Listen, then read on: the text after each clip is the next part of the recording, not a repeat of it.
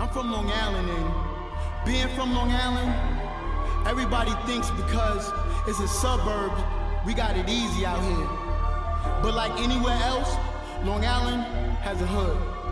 And that's the part of Long Island I'm from. You know, Freeport, Roosevelt, Hempstead. I ain't grow up with a silver spoon in my mouth.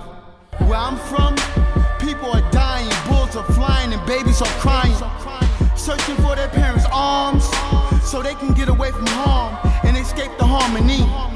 Parents try to find money so their children won't be hungry. And you say you know me? You don't know shit about the tears I've shed, about the blood I've bled. I have to live my life so my children could have a chance to get ahead, because I don't know if I'm the next one in my neighborhood dead. You don't know how it feels to walk to the store and have to constantly look back because you might get attacked. I want to say that Roosevelt is a good place. I've been living here for over 18 years, and we have some positive people living in Roosevelt. And if we have our parks open where our children can go for recreation and so forth, it will be grateful for our community to be built up, and so that the people can be blessed. I know there are negative things that's said about Roosevelt, but I can stand up and say Roosevelt is a good place. Roosevelt is very nice. I'm living here. The people are nice, and we would like our community to be the best community in which we live in, and so we would ask for help to make it even a better place so that we can live here in peace. And one of the most greatest thing is that we have God in this community. He's the center of our community, and our community must go. We're shaking. It's your boy Red Heffner. We with another episode of the Red Room DVD. Right now we in Centennial Park. You know what I'm saying? I'm talking to the people. You know what I'm saying? Letting them know a little bit about what's going on with the situation where they closing the park at 9 o'clock instead of 11 o'clock. So, yo, Mello, why do you feel that the park should be open until 11? Because first off, the park all my life's been an outlet for the youth, and not only just for the youth, but for the adults as well. And Roosevelt's about a square mile. You know, this was our late night park. We would come, watch. You know, people don't play basketball at night. You know, older people don't play basketball in the morning time. Right. Or the afternoon. If we want to play ball, we want to play ball after dark. Right. You know, with the lights on, so it's nice and cool. So, like I said, Centennial Park is an outlet for the residents of Roosevelt. And the only reason why it's closed because one guy didn't want to work late. It didn't close because that guy got cut last year in front of the park. It didn't even happen in the park. And you can go back in time, 10 years back. You can go even 20 years back, and you see how many assaults was in this park. It was not too many. It might have been one or two. And that one last summer was probably the only one that was in this park that ever happened over here. So they're not even justified to close the park. And that's the reason why I think it should be open. Right. Thanks for sharing your opinion, man.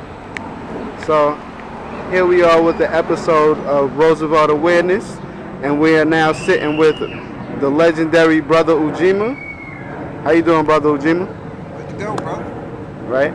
So we just, first of all, I'd like to thank you, you know what I'm saying, for sharing this moment with us, you know what I'm saying, and enlightening us on what's going on in Roosevelt. So where does your story begin? What year did you come to Roosevelt? Wow.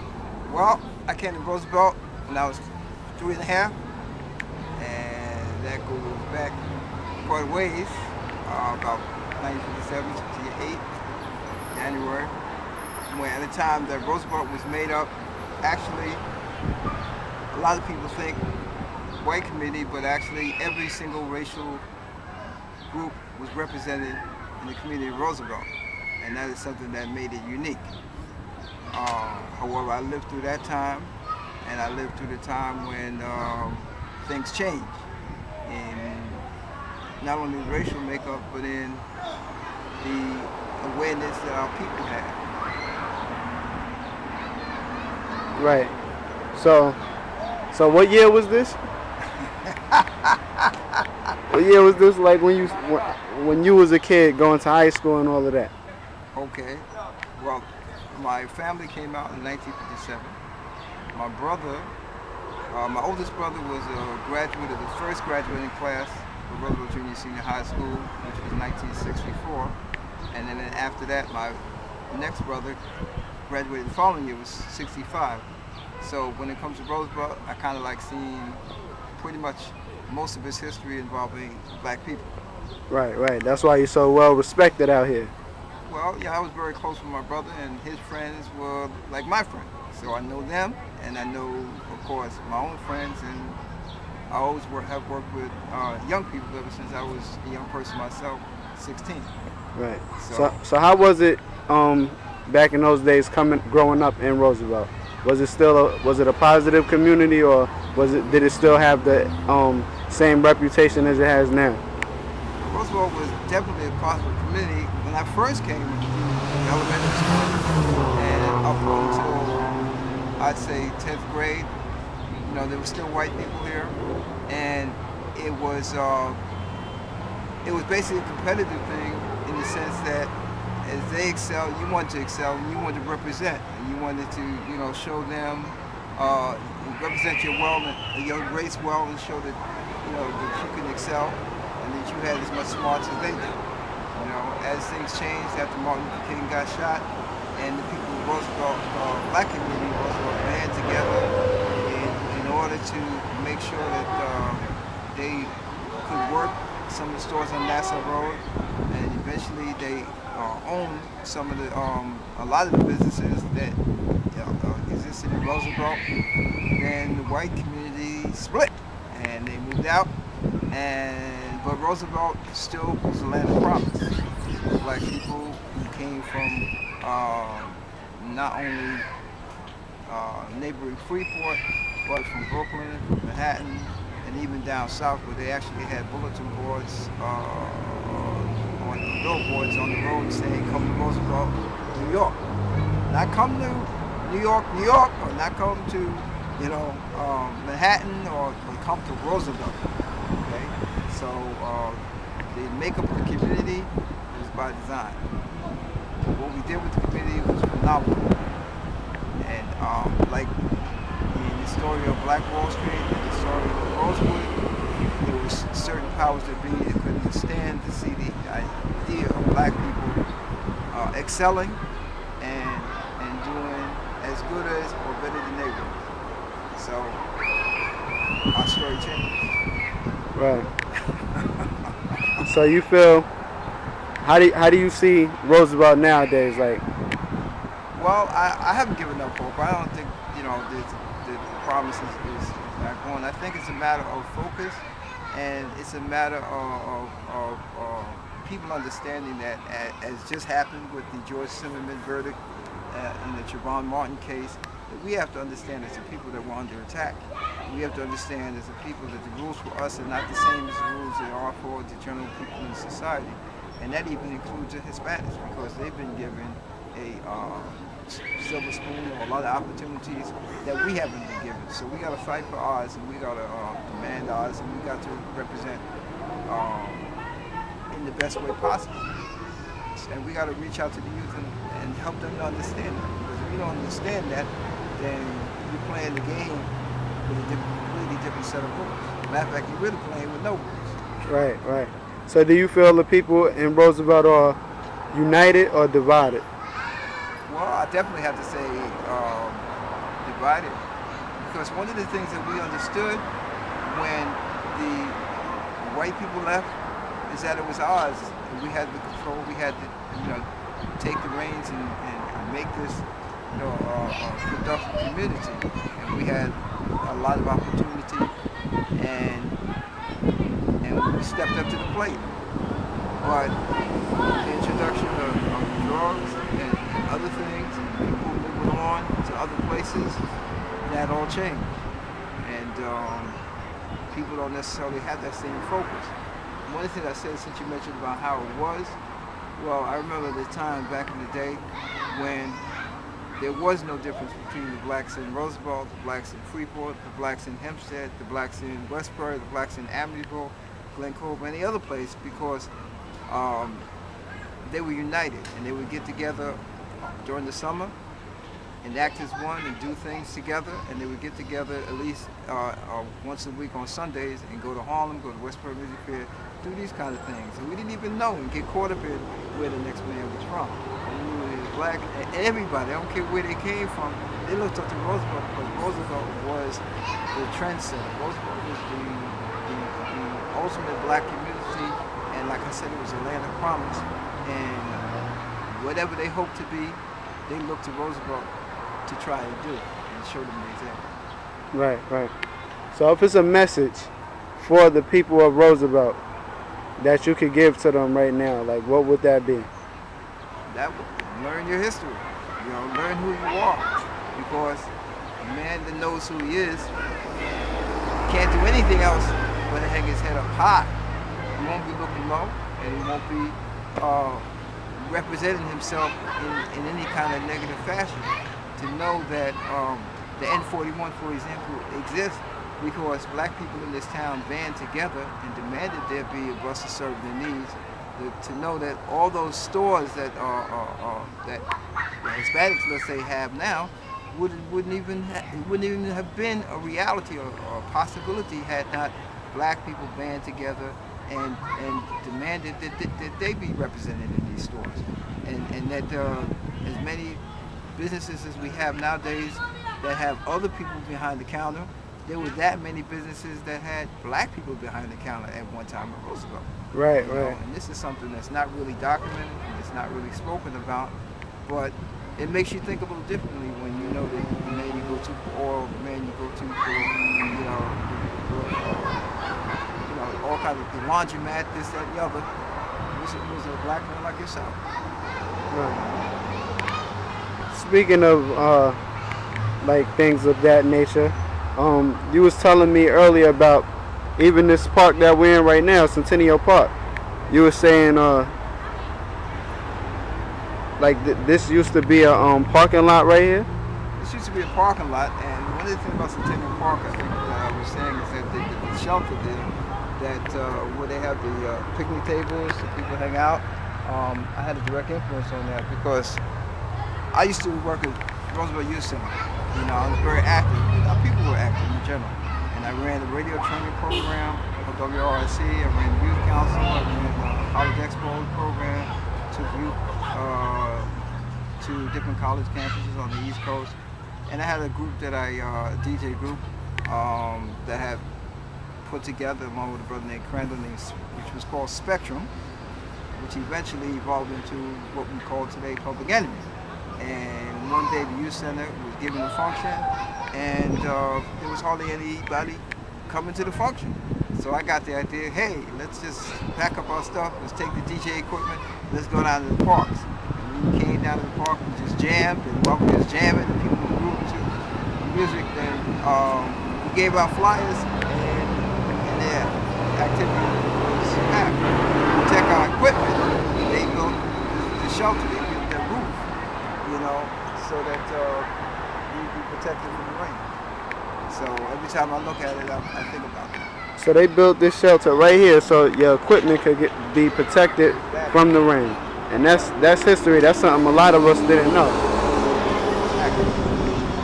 Well, if you talk to people from that time, let's say John Williams, who still runs the park, this, that, and the other, he could tell you that. So he's a part of that history too. Oh, Mr. Williams, right? That's right. Right. He was there. He was working at the youth center. Like I said, just the fact that we had a youth center. Like now, where's the youth center? There is no youth center. You know what I'm saying? I mean, you have the PAL, you have maybe rush down the turnpike, but it's not the force that it was in our lives. And a lot of the things that other people and other groups take for granted, that we were able to take for granted back then, don't even exist for us. Those are opportunities that we don't have now. Right. So why you think they stopped? They basically stopped the park from having DJs and events like this, like it used to be. Well, there's two reasons. I mean, I always say that everything that happened in Roosevelt was orchestrated. And the reason why I say that is because unlike Freeport and And unlike Hempstead, we don't have our own government. We don't govern Roosevelt. The people that control what goes on in this community don't live in this community. They may even be in some penthouse in Manhattan or in Mineola or whatever, but they don't live here. So our concerns are not, really their concerns.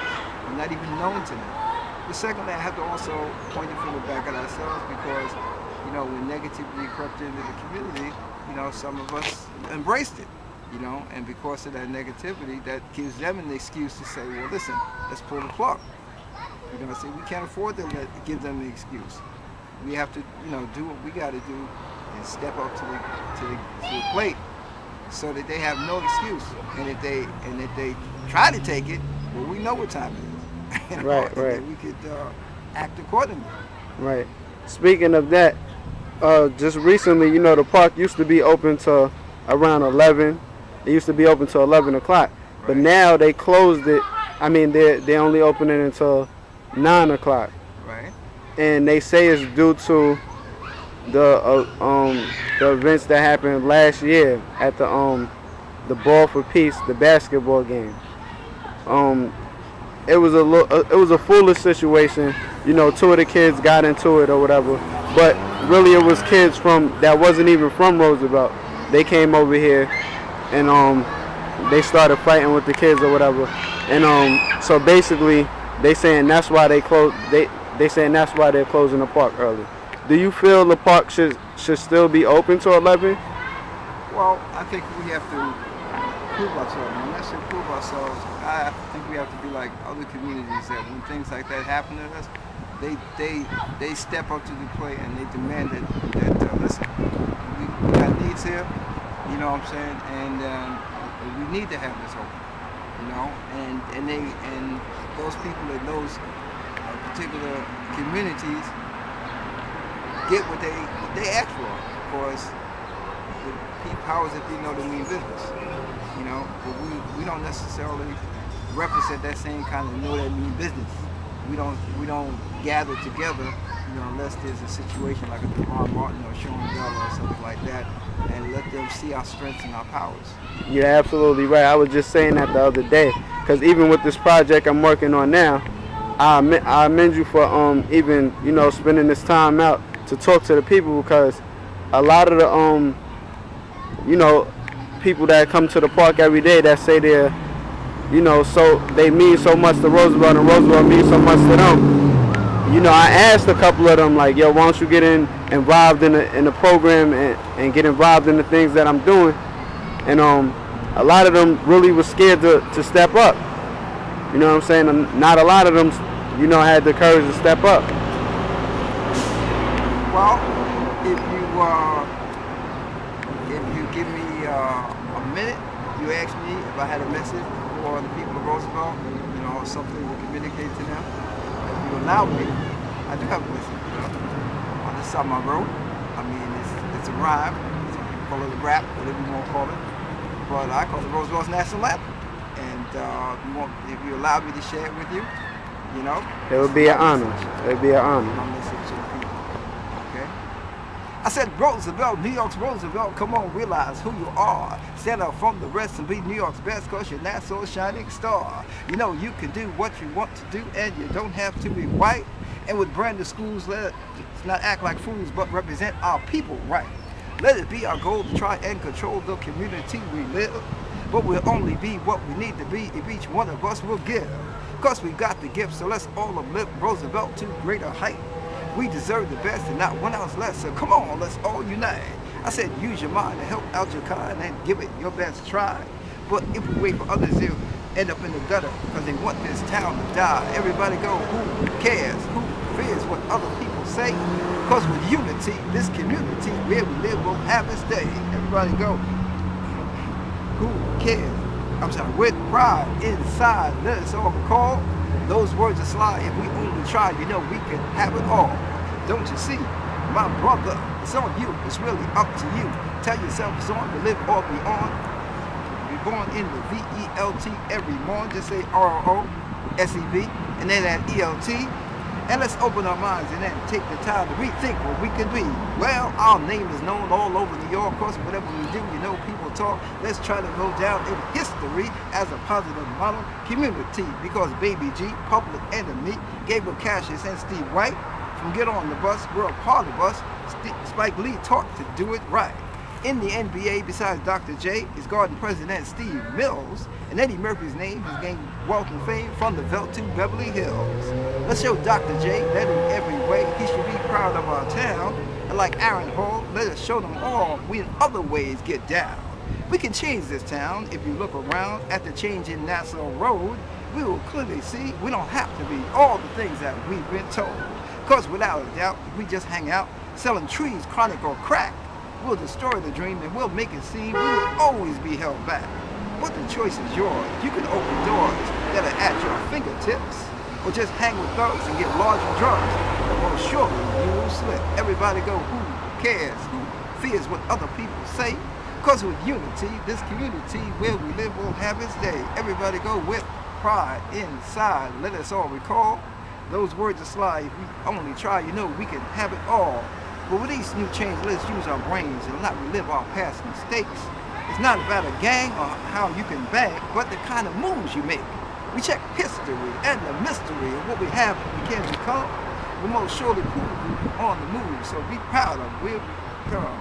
I said use your mind to help out your con and give it your best try. But if we wait for others, we will end up in the gutter because they want this town to die. As we go day, each and every day, let us take time to remember our very own Mr. Brian Jones, who we lost 11-1 September, who was called home and found Tower 1 was down, but unselfishly helped others to make their escape, though it sealed his fate as a hero and a brother. Everybody go, who cares? Who fears what other people say? Because with unity, this community where we live will have its day. Everybody go with pride inside. Let us all recall those words are sly. If we only try, you know, we can have it all. Try to represent those who came and went, who sacrificed so we could be an example for both the rich and poor, who need positivity. And as time goes on, pass the feeling on, Roosevelt can reach his height. If we give our best and not 1 ounce less. So come on, let's all unite. Everybody go, who cares? Who fears what other people say? Because with unity, this community where we live will have its day. Everybody go with pride inside. Let us all recall those words are sly. We only try, you know, we can have it all. Ooh, that's nice. Have you ever dropped that? Oh, of course, my brother. That's official, man. That's to the community, you know. That's the kind of music that we need. That's the national anthem, man. Like that's my first time hearing it, but like you know, I stand all the way behind that right there, man. It's real, man. It's real. You know? Right. And I heard you mention like some of the people at Roosevelt, like Dr. J, and a couple others. Public Enemy. Public Enemy, right? You know what I'm saying? You know Andreas 13? Of course. He was just on the episode of Roosevelt Awareness. He was on Long Island Got Bars DVD, and he was sharing with us how Public Enemy used to actually they shot their first album cover at 50 Clinton, the parking lot. Okay. Right, and that's where he did his interview at the garage in 50 Clinton. And he was saying like back then, basically you couldn't walk, talk, or sound like anybody else. Like you had to have your own style, and that's basically what what's lacking out here now. Everybody is trying to be like the next person, and be like them, and that they should just be unique. One of the things that we have to understand, and I'll give you a quote from Chuck D on this, is that back in the 80s, the #1 basketball player was from Roosevelt. That was Dr. J. Right. Back in the 80s, the #1 comedian was from Roosevelt. That was Eddie Murphy. Back in the 80s, the number one rap group was from Roosevelt. That was Public Enemy. And even if you want to go there, the #1 shock jock back in the day, and maybe still to today, Howard Stern came from Roosevelt. You know what I'm saying? So we have to think differently about ourselves.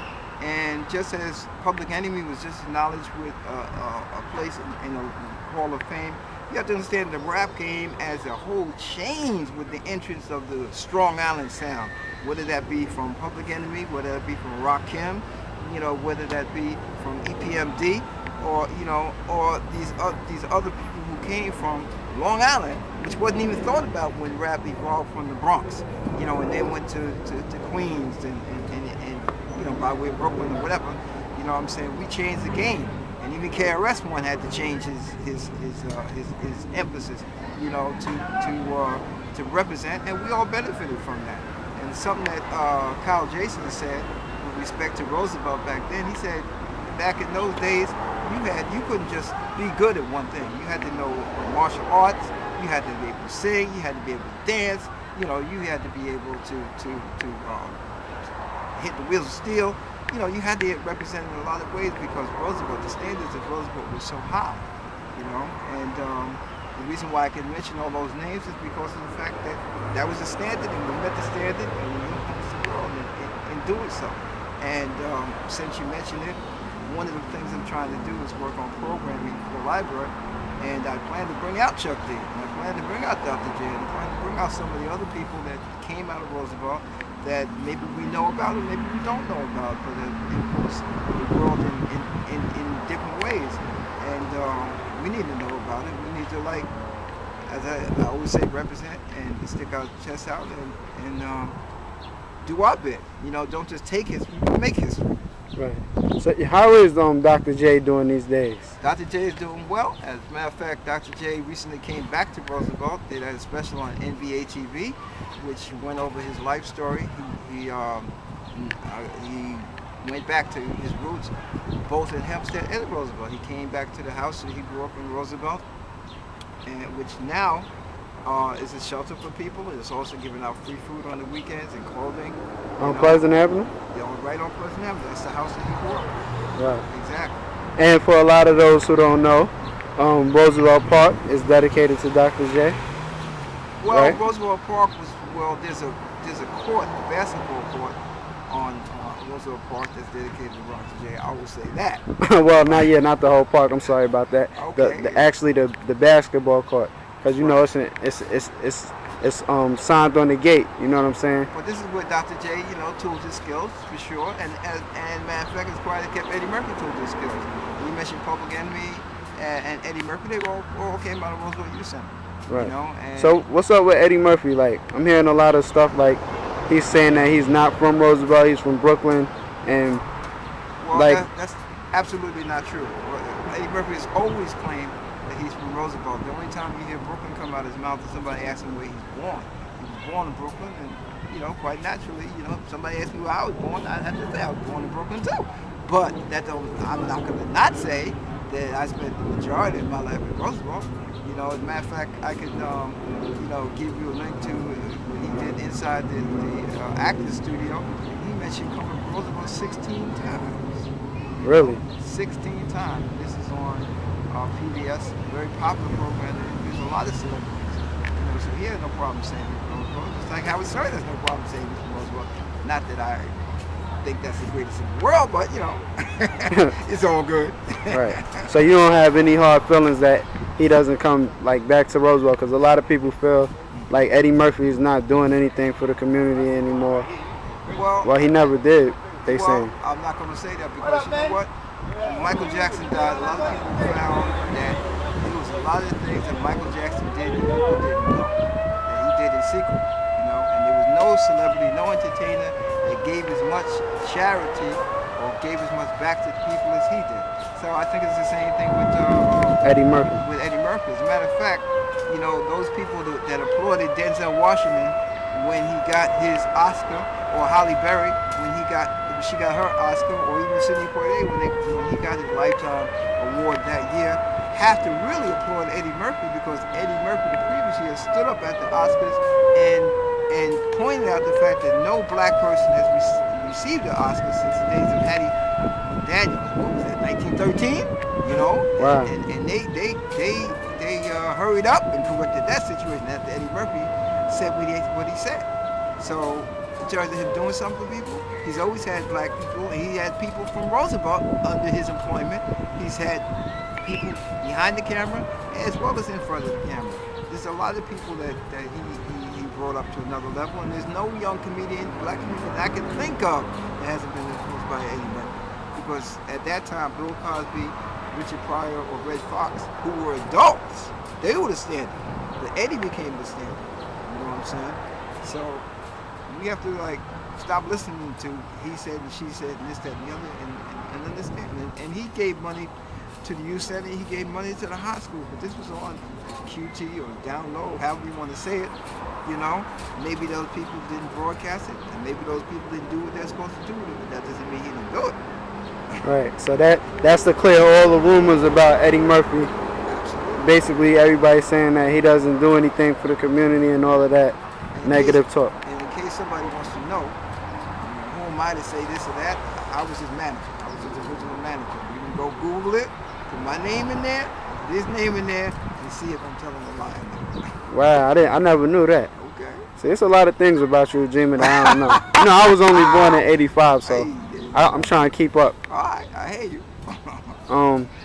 So what's some of the projects that you're working on now? I know the other day we was talking about the poetry and all of that. Absolutely. You know, Right. I've always been a person that focuses on youth and try to better the condition of youth. Like I said, since I was 15, since I was a youth myself, you know, nothing I do is more important than trying to motivate the youth and trying to gather them together. And one of the projects I want them to do, first of all, I want them to have forums where they can express themselves, how they view, not adults telling them what to think, you know, this and that, but to do it themselves. All right? Poetry is very important to them, or rap, we want to call it. I think there should be more of that, where they can express themselves in that manner, or have whatever they need to do, you know what I'm saying? You know, trying to find employment, try to have programs that relate to them. I'm working on something that deals with internet etiquette. You know what I'm saying? Because people don't know, you know, what to do when they go on Facebook, or what they do when they do this, because there's certain things you can put on Facebook that will be detrimental to your health and your future. Because you don't know who's looking at it. You know what I'm saying? So we need to be, our coaches need to be pulled so they know what to do and what not to do. I'm not saying you can't express yourself, but you know how to do it, how not to do it. And nobody's really pulling their coat to tell them, you know? Right. That picture you put on that page, you know what I'm saying, your grandmother just saw it, or that job you was looking for, you know, your prospective employer, he just saw it, and he said, nah, man, I ain't playing him. You know what I'm saying? That's where it's headed at. Boom. You know what I'm saying? So these are things that are to their advantage to know about, you know what I'm saying, and, you know, to know what they can and cannot do, know what the powers that be, because, you know, a lot of people got a wake-up call, you know what I'm saying, with the recent verdict. You know, I mean, some of us knew that that's the way the society was, you know. Anyway, you know, I mean, certainly I can give you all was in our time and Sean Bell. But a lot of people don't realize in terms of youth, you know, not only those names, but Man March, some people go back to. The Malcolm X movie came up on Spike Lee, that goes. When Katrina happened, the first people that responded to Katrina, that was young people. That was the hip-hop generation that responded.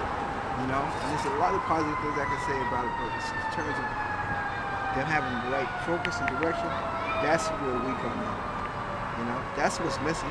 Not, you know, I gotta beat them in the head and tell them what to do. No, it's just, you gotta like, you know, pull their coat, that's all. That's all, give them a little direction. And encourage them. You know?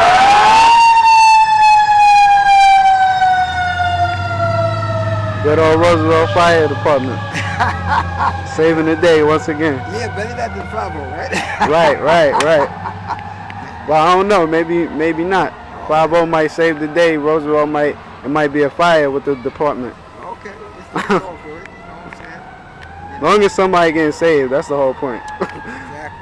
Well, that's another thing I mentioned in the poem. Maybe you didn't ask about it, but I mentioned in the Roosevelt's National Anthem about Brian Jones. A lot of people don't know who Brian Jones is, but Brian Jones grew up on Myron Avenue. That's my block. There you go, right in Roosevelt. And he died on September 11th in this hour.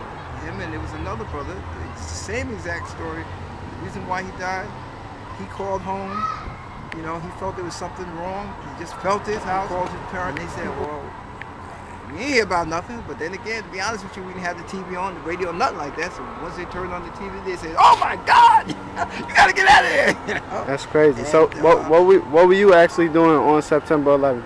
Was that, believe it or not, you know, well, first I was home, but then I remember specifically going to the library. In the library, the radio was on, you know, when they were listening to everything that was going on, you know. But like I said, you know, he gave his life. He could have escaped, you know, and got out of there, but he stopped to help other people, and that's why he got caught in the mix. You know what I'm saying? So when it comes to heroes, I'm not taking anything away from firemen. Not taking anything away from any other person's marvelous, but this is a man that didn't do this for a living. You know, he was just a regular person like you and I, you know what I'm saying? And out of goodness in his heart, he said, listen, before I help myself, let me help this other person. You know, and I think that should be acknowledged and applauded. Right. So what you said that brother's name was again? Brian Jones. Say that one more time. Brian Jones. Brian Jones. That dude looked 9/11. Brian Jones. Right. Real official history of Roosevelt right here. Man. Real official. And it's more good than bad. And you know what? Speaking of bad, let me just say this. Let me just add this. While Roosevelt was still in his goodness phase, while Roosevelt was still doing a lot of things, Newsday came in here. And there's another paper called Law and Press, but I know about Newsday. And they came out, and just like you got that camera in your hand, they took that camera in their hand, and they did an article on Roosevelt, which I still have, called The Making of a Black Ghetto. And at that time, Roosevelt was nowhere near a black ghetto. Wow. When I looked at the picture that they had, I said, well, I know where this is at. And I knew where this is at. And then I said, well, wait a minute. Hold it, this is 3 blocks squeezed together to make it look like one. Sesame Street or something. You know what I'm saying? Trick photography to make their point. Once they put it in the atmosphere that this is a black ghetto, we more than lived up to, you know, and then other people treated us like we was a black ghetto. It was nowhere near that. We was on the rise, we was on the move, we was doing things, but that cut off a lot of things for us because people said, man, they ain't worth it. That's a ghetto, man. You know what I'm saying? Well, Right. I'm waste my time with that. Yeah, it wasn't. A lot of Wasn't that people didn't know that either. Exactly. You know what I'm saying? So this is where we have to be careful about the media. Because the media, you know, could be your best friend or it could be your worst enemy. And you have to know how to think for yourself in order to tell the difference. Right. There's not too many people that'll just tell the truth, how it really is out here. They'll just try to, you know what I'm saying, discredit us and, you know, tarnish our image and all that. Right. As a matter of fact, speaking of that, I always remember when I graduated high school, the year I graduated from high school, there were 5 black administrators. You know what I'm saying? So that had a powerful impact on me too. To know that the principal, the assistant principal, the charge assistant principal, dean, this, you know, superintendent, they was all black. You know what I'm saying? That I saw these positive images, not just black, but black males. Because that's something different. Because when you come up in most of our schools, a lot of your teachers are white females. You know what I'm saying? And that's an impact on you too. Because you don't see a positive black male image, you know. You know, we all have the moms, so it's not so much that we need the black female image. The black male image is vital, man. It has to be there in order for us to think better of ourselves. Right. To try to aspire to the greatness that we know we can do. Right. So, like, do you see who do you salute right now? Like, that's a good black male image in Roosevelt. Some of the brothers that you affiliate with. Some of the brothers I affiliate. Well, there's a number. First of all, there's a lot of youth. I have to start with them. They don't have famous names, big names, this, that, and the other. But the fact that they're doing what they can, I salute them. I applaud them. I encourage them. There was one young brother who's my protege. He lives in Texas now, but he did live in Roosevelt. And at the age of 16, he wrote his own book. And it wasn't just a book, it was a book of self-help and advice to other people. And when I first met him, when I was working down the street, Nassau Road, East Clinton, he was carrying in his pocket a letter from Donald Trump, you know, encouraging me. You know, and I'm like, yo, you 16 and you got a letter from Donald Trump? Like, Wow. what? It's real, too. You know what I'm saying? So, What's that brother's name? his name is Colin Thomas. Colin I. Thomas. Colin Thomas? Yeah. His first book that he wrote is called, what is this book about, or something like that. You know, if you go to my Facebook page, you're gonna see it there. So. But he's serious. Right now he's in Texas and he's writing TV commercials. So That's official. you know, there are people, and there's people who are striving. I applaud people like Diane Coleman, who works on the board of the EOC.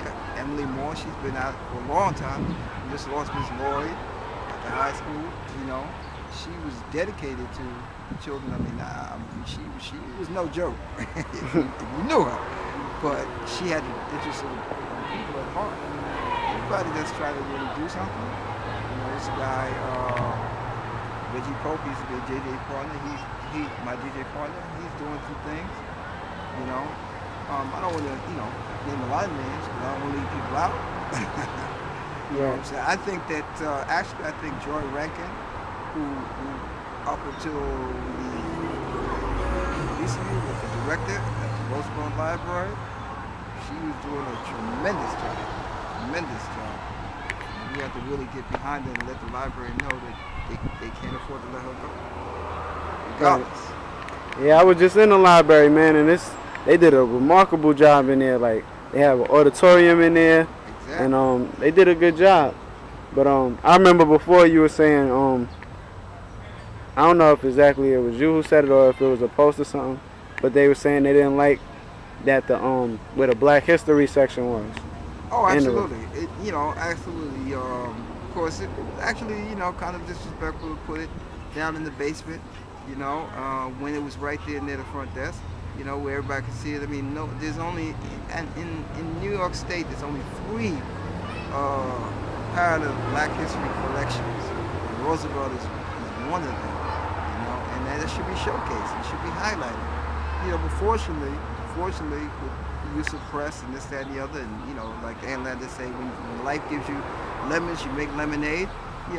People have come to know about its existence. But we gotta highlight that. We gotta highlight what we have done, what we have contributed, where we've been, and here we go. Because you think you've never been anywhere. To imagine a generation that actually at one point thought that they wouldn't make it to be 16 or make it to be 21. You know what I'm saying? We've done way more than that. Right. My grandmother lived to be 100. And she died right after Obama got elected. You know what I'm saying? So it's a matter of what you aspire to. Nothing should stop you from aspiring to live a long, healthy life and making your mark on the world, positive way. Right. People need to know that you could do it in a legitimate manner. Because there was an era where people thought the only way you could make money was to do it the other way. And that's definitely not the truth. Well, I'm telling you. Yeah, man. Like, that's to the youth out there. Like, it's definitely other ways that you can make money and you don't have to, do it negatively. Like, you could, you know what I'm saying? Well, people need to, to know. Why I say they need to know? Because, your parents tell you, you say, yeah, right, whatever. Because young people always say they know more than their parents. But when you got a brother from the block, been out there, you know what I'm saying? A brother that's in the county or north or wherever, and he's pulling your coat. You can see his military wounds. They say, and he's keeping it real. But you shouldn't have to go through what he went through in order to make your mark on the world. You should learn from his mistakes. Right. So we're gonna wrap this interview up. You know what I'm saying? We basically touched on a lot of stuff. My last question for you though is the message that you could give to the youth though, because that's what's so important, the youth out here. You know what I'm saying? Like, their success is really important because it's them who's gonna be our next doctors and lawyers and things of that nature. So the main message that you would want to give them, what would that be? Be the best, man. Strive for the best. You know, represent yourself in the best manner. Learn to be flexible. You know, one of the things I respect about a brother that calls himself Red is that he's flexible. He's able to to deal in different circumstances and situations. Well. You know what I'm saying? And sometimes people need to know that that's a positive thing. You know what I'm saying? Because there's a time and place for everything. There's a time to, be with the brothers in the block, and there's a time to be with the brothers that are making things happen, making moves, and not faking it. You know what I'm saying? Not saying the brothers on the block is faking moves. I'm not saying that, but I'm just saying there's a time for everything. You have to be flexible.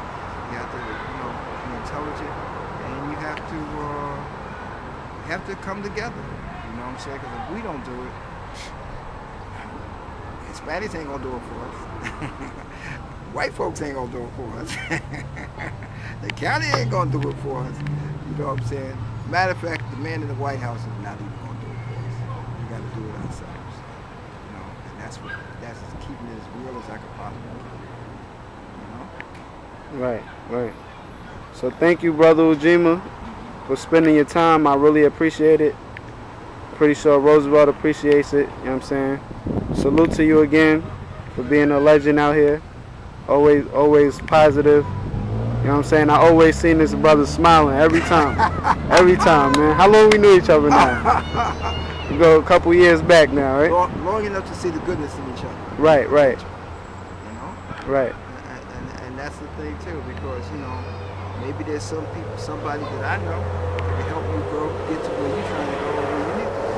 Maybe there's somebody that you know that can help me in the things I'm trying to do too. So this is one of the reasons why we need to come together. You know what I'm saying? Definitely. So you don't have to go to Atlanta to get it together.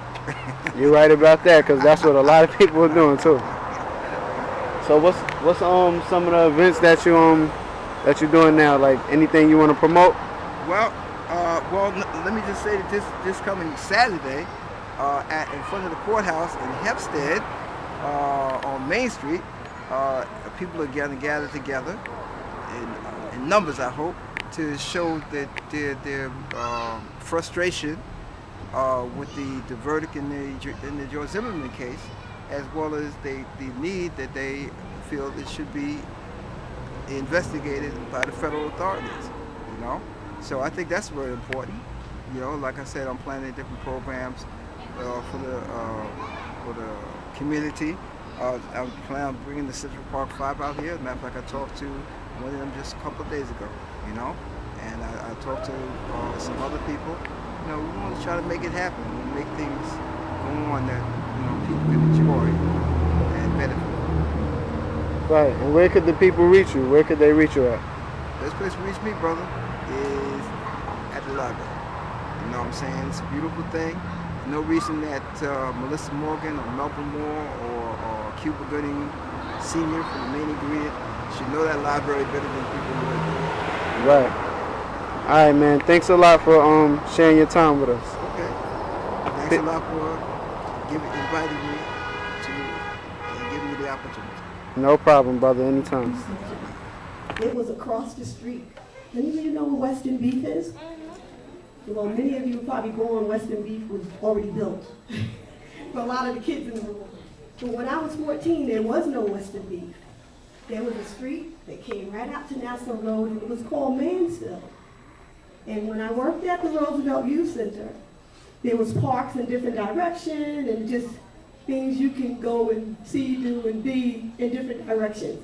Well, in one direction from the youth center, there was this house that was on the corner. It was on the corner of Mansfield and Rose. And I thought how weird this house seemed to me. You could look in the windows, and this house was packed with books.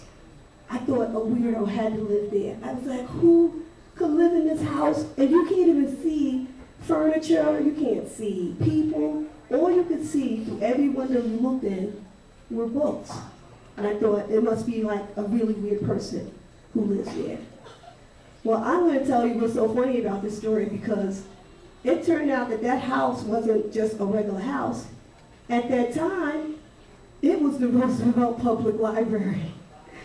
And so I actually feel like I'm this really, really big weirdo in a really big, big house, but really excited about being in this even bigger house. So that's a little history about the Roosevelt Public Library. And it's been in other places throughout Roosevelt, but it finally made its way here.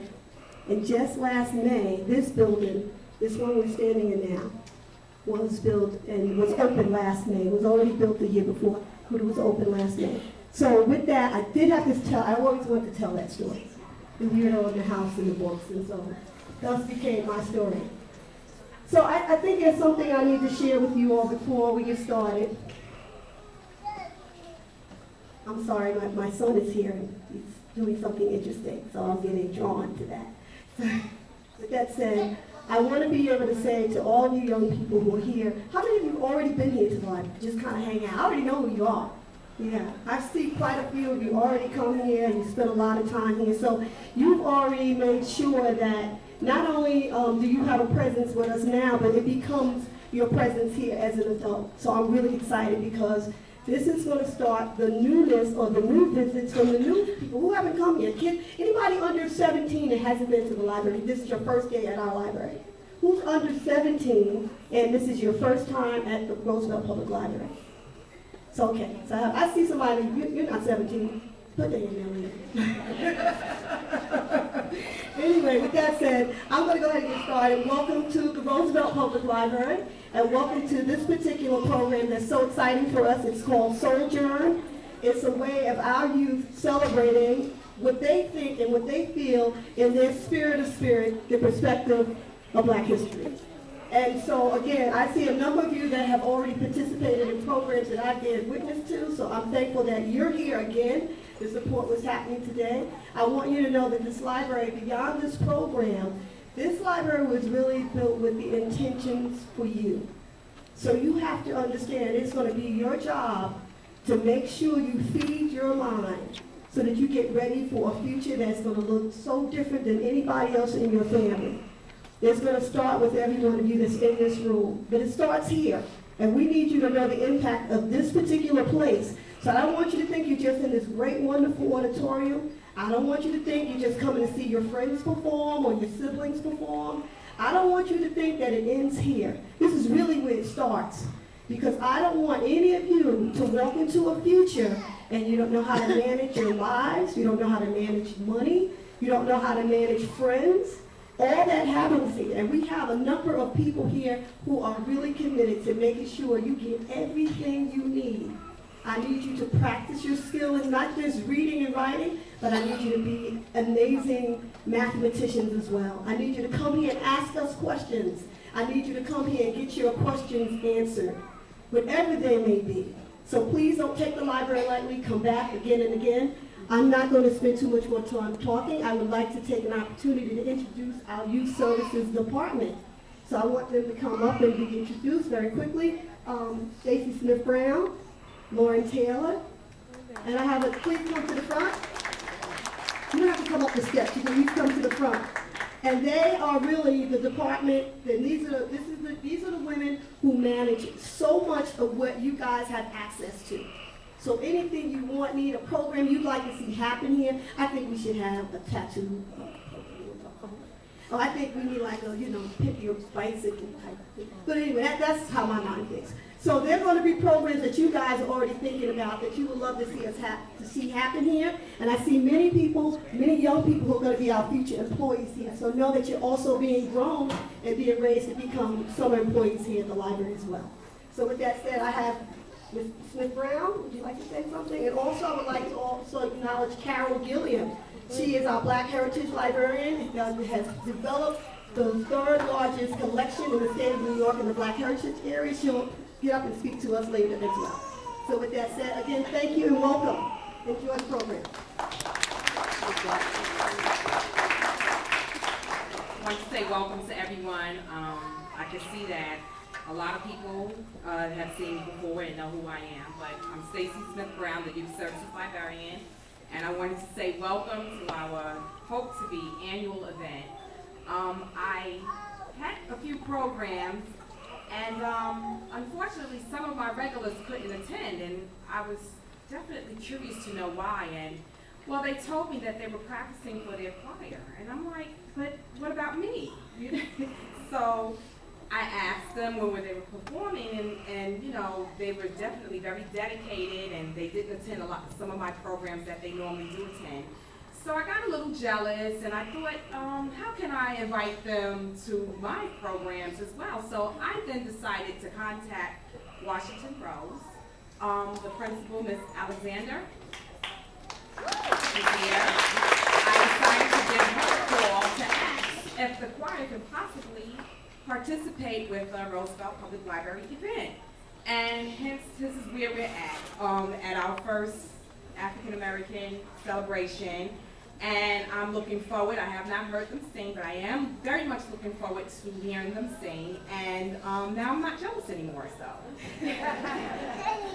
But I want to say thank you for coming. And of course, if there's any other events that you're interested in having here at the library, and there's any more talents that's available that we are not aware of, please do let us know. That's what we're here for. Thank you. And then this girl, oh, I'm nervous in front of you guys. I can't believe it. And this young girl, she just had a dream that, you know, she was going to make it out of her situation and make the best of her situation. And it just so happened that that girl was me. At 16 years old, I became homeless. And I became homeless because of my mom. She, you know, she's an alcoholic. And it got the best of her. But I didn't let it get the best of me. And how old are you? 17. At 17, I was roaming the streets. I was homeless. I moved from pillar to post. But, you know, I stand today to tell you guys that it's not where you come from, because when I was in the alternative program, Roosevelt was deemed as a failure, a loser. If you came from Roosevelt, you weren't going to amount to anything. Roosevelt High School was one of the worst schools. If you went to that school, no one wanted to deal with you. We had so many things that would cause us, you know, give us dilemma. I was actually in this program that this young lady in. I had the same doll that she had. I forgot what they call the program. But long story short, when I came to the alternative program, it was because the high school had enough of me. I didn't do anything but fight. I would cut class. When I came to school, I wouldn't even go to class. I would sit in the teacher's cafeteria. I didn't take care of my business. And it was just so happened I lucked up and got a second chance. And my second chance was to go to night school. Night school was the best thing that happened to me. If it wasn't for night school, I would still be probably sitting in that desk where you are, where they probably would have kicked me out because I'm old now.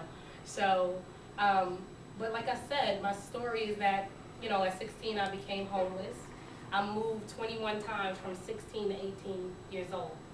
And throughout that moving, like Ms. Jackson told you in the beginning, I wanted to be a mortician. I would come to school and I said, Ms. Jackson, I'm gonna be a mortician. I'm gonna do mortuary science. And I just knew that they made $90,000 starting. I knew I wanted to make all the money. And I would carry a binder similar to this with my dreams. I had, my favorite car at the time was an Audi. And I wanted a Lamborghini, and I would put it in that binder, and I would put like mortuary science ads in the binder, and I just carried that book with me. And that's what I wanted to do. But my situation caused me to look towards something else. I wanted to, when I was homeless, I started saying, you know what, when I get to the point in life where I can give back, I'm gonna open up a homeless shelter. And it might sound crazy because when you're homeless, the least thing you're doing is worrying about somebody else homeless, but that was my main focus. I wasn't, you know, bounded by my situation. I didn't look at my situation and say, well, you know, I can't help someone else because I can't help myself. I still went to school. I went to school with dirty clothes on. I went to school, at the time I had probably 2 bras that I used to wash out, you know, every night and make sure they were clean. In the morning I had clean underclothes, but sometimes I went to school with dirty clothes.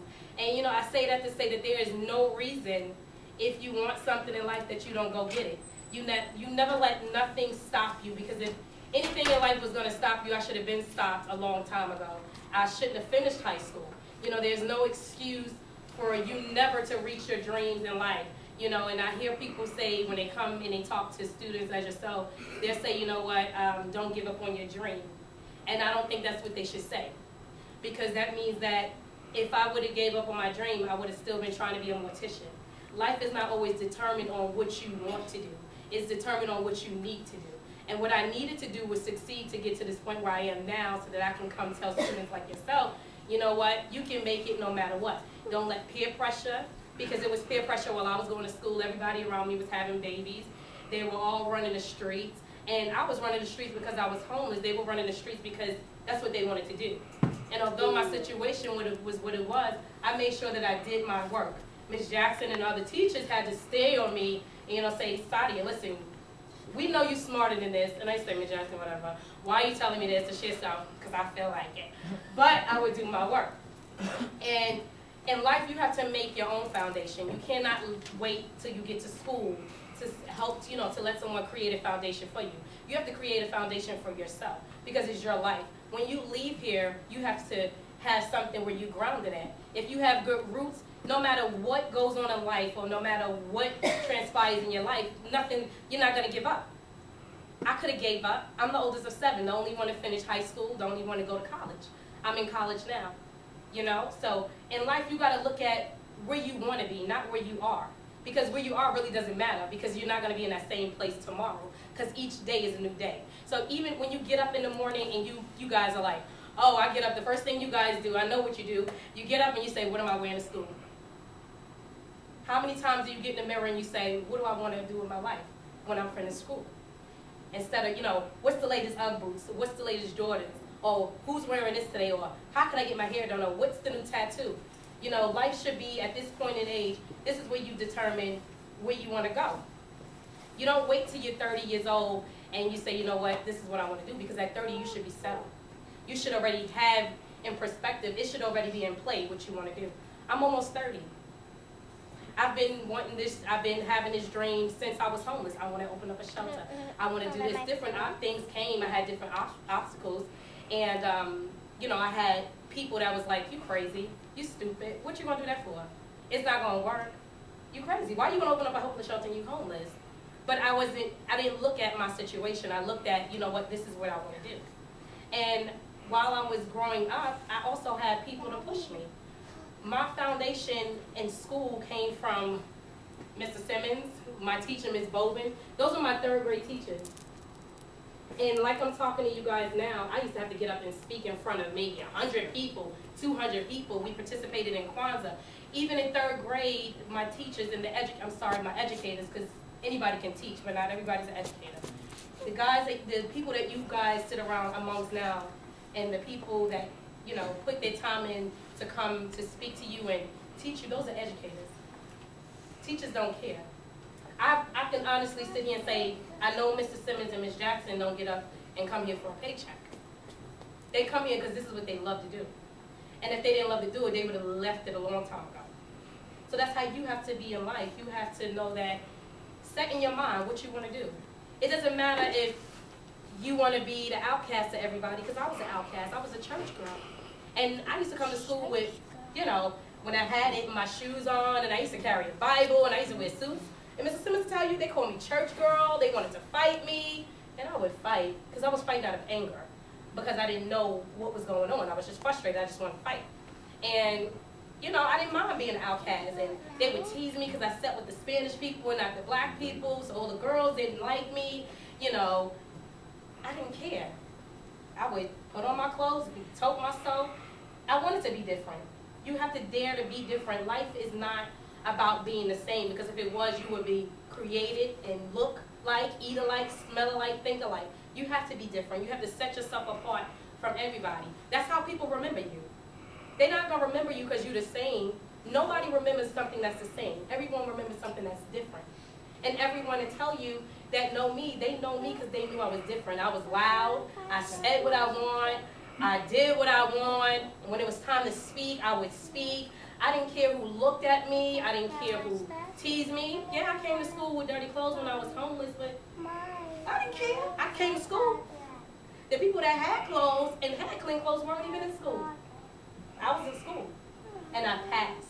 You guys for you. You set the tone in life for people to treat you how you ought to be treated. Young ladies, life is not about just your bodies. Life is not about chasing boys. Life is not about the latest shoes, the latest weave. You have to learn that set yourself, self-respect standards for yourself. People treat you how you treat yourself. You can be clothed and still be attractive and pretty. I'm clothed and I'm still pretty. Nothing showing and I'm still pretty. Young men, you have to pull your pants up, tuck your shirt in, tighten your belts, tighten your shoelaces. What you gonna do with the pants hanging off your behind? With your shoes untied? With me seeing your underclothes? You never know who's watching you. Because even now, you might go to get a job later on in life, and that same person that saw you growing up, they might shun you because of how they saw you grow up. It's not right, but it's what you do now that affects your future. If you don't prepare now, then it makes no sense to prepare for your future because there's no future because you haven't prepared now. When you plant a flower or when you plant something, you take a seed and you put it in soil. It grows from the soil. It don't grow without soil. You are your soil. You plant the seeds in your own life. You have to make sure that your life, your living is for you. Your parents, they're grown. They even if they don't have their education, they're grown. Your teachers and your educators who sit amongst you each and every day, they have what they need in life to succeed already. You have to get yours. It's not to say that everybody finished high school. It's not to say that. Because there's some of the most successful people never went to college, never finished high school, but they just lucked up. Don't let that be your luck. Don't let that be your mindset of, I don't need to finish high school, I can come here and do what I want, and I'm gonna go about my business. No, because that's not reality. You guys, we tend to base reality on what we might see on TV, cars and houses, but everything fades away. If all that fade away, half of them people will have nothing because they don't have education.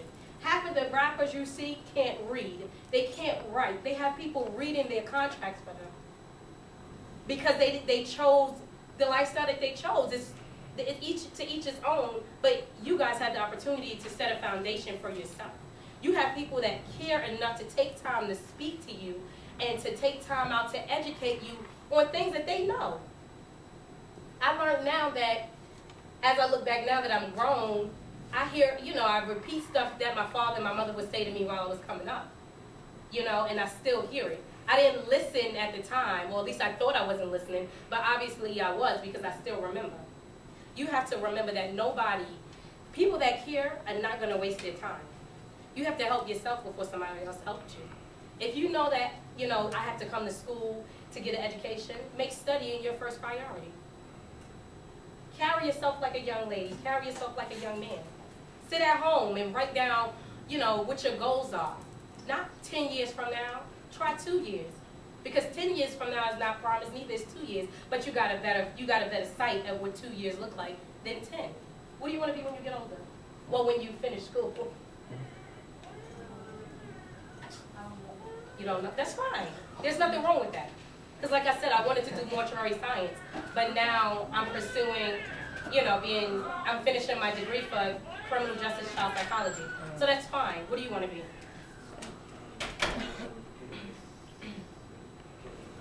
And what have you done to take those steps? Nothing? That's fine too. It's never too late to start. At least you know where you want to start. What do you want to be? A social worker. Why do you want to be a social worker? You don't know. There's nothing wrong with that. I chose the field that I chose, and I have the passion for what I have the passion for is because of what I've been through. But I have a love for young people.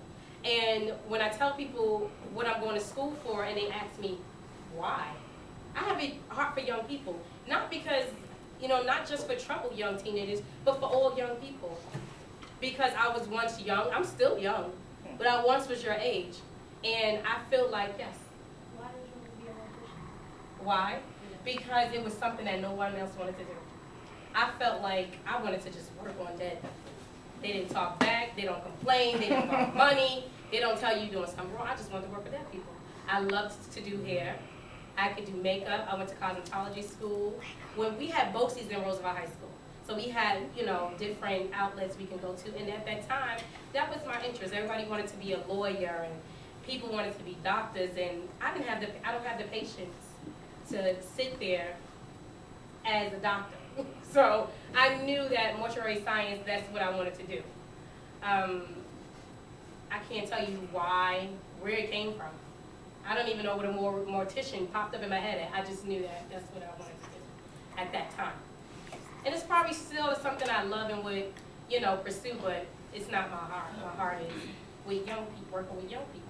Because I feel like I can relate to you guys, especially when it comes to homeless teenagers and children that come from, you know, alcoholic homes. I can relate to them. And it's a saying that you can't tell me what it's like to go through until you've been through. So that's me. I feel like, you know, I'm young. I still have life. Let me talk to you guys. Sometimes older people don't understand. It's true. Sometimes your parents don't understand what you're going through because it's a different age. Now you guys have, the generation that's coming up now, it's really hard. You guys have it hard because you have an image to uphold. I had that too when we was growing up, but now it's harder. You guys have all kinds of stuff. iPhones. We didn't have an UGG boot when I was in high school, and if they did, I didn't know about it. I didn't, you know, iPhones, I didn't know what that was. When I was growing up, we had beepers. And I didn't have one because my father didn't play that. We didn't even get house calls. My brothers and sisters, my brother's there, my oldest sister, she's after me. We didn't have that stuff. It's 7 of us. We had a house phone. And how I grew up, we didn't go outside Monday through Friday. We had to sit in my house and read for an hour every day after homework. We came in the house, I don't know what the dark is until I got old. Until my mom put me out. I didn't know what the dark was. We were in the house before the street lights came on. That was at 7 o'clock. I never saw the evening. I was asleep. I never saw that. I didn't know what it was to have the luxuries of and stuff that some of you guys had. We learned how to adapt. When we were growing up, we learned how to adapt. It was so many of us in the house, we played amongst each other. Where I went, my brothers and sisters went. My dad would whistle, and we all would come running. We had to read. My father would, let me see your homework. What were you doing outside? And I couldn't do anything because that one right there would tell on me. He would tell. I remember one time I snuck away and we riding our bikes through the Roosevelt woods. And it used to be a group of us. And we riding our bikes. And I so called myself sneaking off with this little boy that was supposed to be my boyfriend. And he kissed me on my cheek. Before I got home, he was home. And I remember coming through the door and all I heard was, "Bam!" My mother done slapped the taste out my mouth. You won't kiss nobody else. But it was good because that taught me, I didn't need no boy kissing me. At the time, I think I was 14? 13? I didn't go outside for the whole summer, but it taught me a lesson that you do what you're supposed to do. If your parents tell you not to do something, don't do it. If you're supposed to be in the house at 8 o'clock, get in the house at 8 o'clock. Parents tell you things, and people that care about you, your educators, the people that take the time, they tell you things because they know better. And if you're not where you're supposed to be, you're supposed to be in the house at 8 o'clock and 8:15, and gunshots start rolling and you get shot, guess what? That's your fault, because you weren't where you were supposed to be. If you don't make it in life after you leave here, guess what? That's your fault, because you have people who helped you, who was willing to help you. But you have to help yourself. Nobody's perfect. Nobody's created the same. We all created equal, but we're not created the same. You might learn faster than me. I'm horrible in math, I'll tell you. I did remedial math in my first year of college 3 times. And then the teacher got time. I'll say something. When I look back over my life and I see all the things God's done for me, been through danger, hiding, and suffering, but I thank the